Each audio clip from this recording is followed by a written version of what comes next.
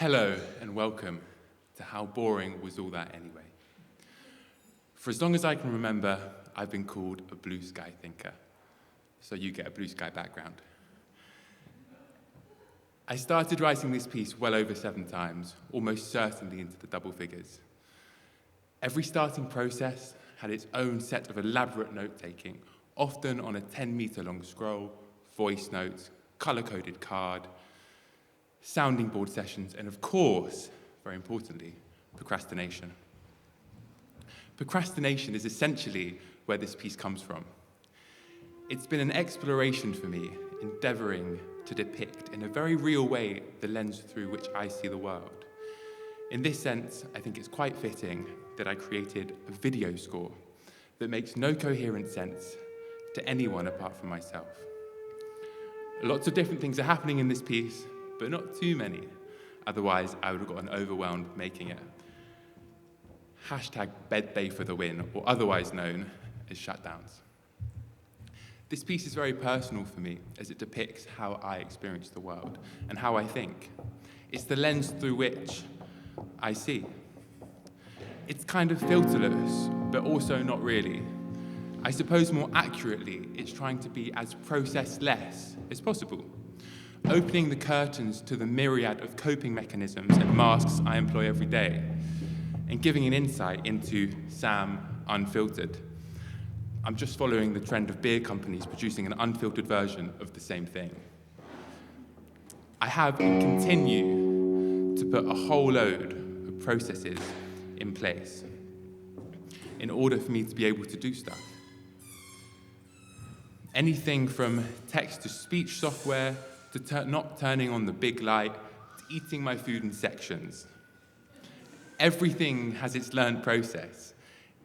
It's all an active decision, which if I didn't do, I wouldn't have the facilities to do much else. There are small bits of this piece that are a bit broken / not smooth. But as already mentioned, what everyone is doing on stage connects to specific behaviours of mine.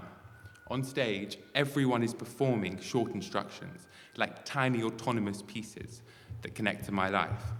For example, at one point, someone performs Apple Peas, which simply asks the performer to eat an apple. I eat an apple every night before I go to bed, so it belongs here.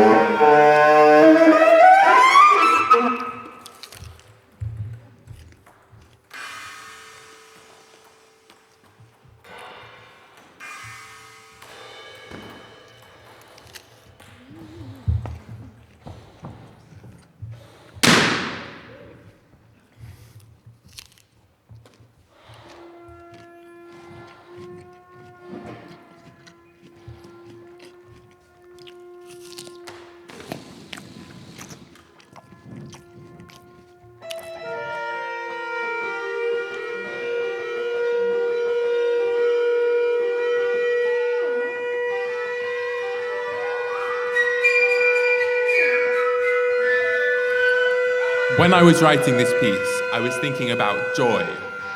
I was giving myself a platform that isn't always there for me, focusing on the things I usually feel I have to hide. I don't know if it works, or if it's obvious, or if this strange tug of war I've been experiencing for months has led to anything coherent. But the process has been rich, and what you're seeing and hearing speaks to me.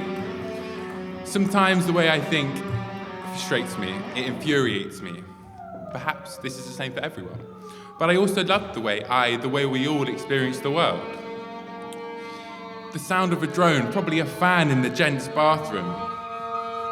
And the way that if you move up and down the urinals, it's embedded in my ears and imagination. Go in, move around, have a sing with the fan. This is how I made the melodies for this piece. I struggle to focus in on one thing at a time. For me, it's always everything all at once. I'm always torn between the things I'm currently experiencing. My eyes are in London and my brain is beyond the Pyrenees, where I live half the time. Part of me is here, all of it at once. There was going to be a video on the screen that guided you through the performance, set against the beautiful and energetic clouds of the Pyrenean sky, as I wanted to try and create a work that was a bit more real, a bit more authentic, rather than just producing something that is perhaps a bit more coherent, but that goes against the grain of who I am. I also had in the initial plan to make and build a wooden chair during the performance, power tools and all. I came to the conclusion that as I came straight from France to here, it might be a bit difficult to buy wood late night on a Sunday, so decided to save that for another time. Also, it might be difficult to make a functioning chair in 20 minutes. It would have to be functioning, of course, because I wanted to give it away at the end. Within this, I'm leaning into the fact that my attention is pulled in every direction, whilst also acknowledging that I often hide this for the purposes of, one, not wanting people to think I'm not interested in them or I'm being rude, and two, not wanting to look stupid by the fact that I can't sometimes follow a simple conversation. I, as I'm sure we all do, have some more trying moments with the way we experience the world. For example, when you've explained things so clearly and no one knows what subject you're even talking about, let alone how that relates to anything. Or you plan to provide popcorn for the audience, but the noise of 50 people chewing would simply be too much of a sensory overload. I truly love most moments. I love the lens I look through, and at the most random bits of information that take my gaze, my focus, and thus my imagination. I love being sporadic and being a risk taker. I love the way I see text on a page, initially not as words, but as white paths within a black maze. I sometimes just take a moment to stare at a page, looking at all the possible routes I could explore, seeing how the white paths interlink and how they dance with one another. Sharing a language I can't speak, but I can absolutely appreciate.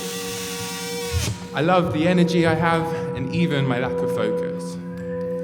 It's like being constantly surrounded by a cacophony of the most magnificent works of art. The worlds that exist in my head are ones I'll never be able to embody, nor successfully verbalize.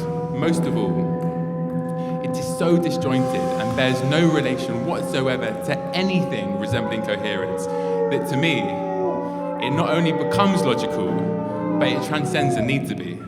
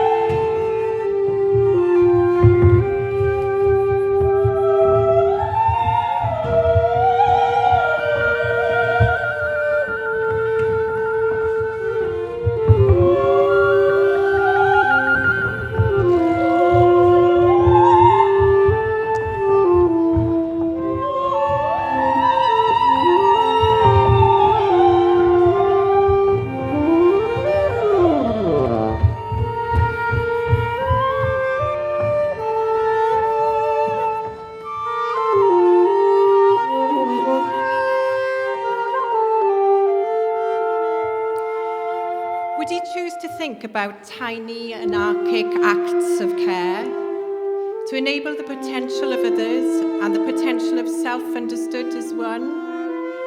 Choose to fight the negativity, choose joy. Would you choose to subvert the terms of worth by sharing, gifting, and labouring for free? Understanding that you won't ever own stuff.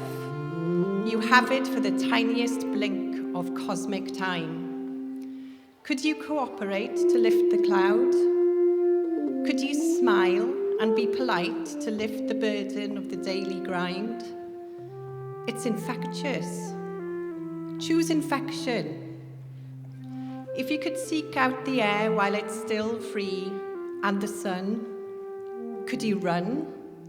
Could you move your body to the sound of music and laughter and fun?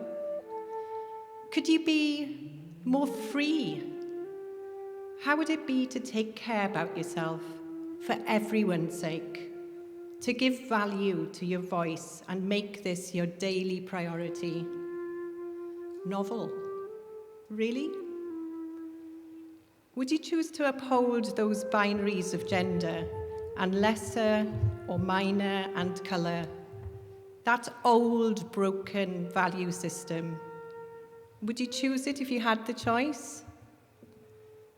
You have the choice. Do you think you are free? Are you free enough to think about what that means? Will you choose safety and shelter, painting with a big brush, or will you choose a tiny filbert and work small? Will you colour neatly between the lines, or let the paint drip and the world run fluidly, flexible, layer merrily overlapping layer? Will you walk on the shifting sands? Will you choose this? You must, to survive where we are going. Choose to accept the gift of no normal. How boring was all that anyway? Can you embrace the ludic and the limbic along with reason? Why would you not choose to gather around you what makes you feel well? While you wonder at the charm of chameleon truths, will you choose to grow and to flourish?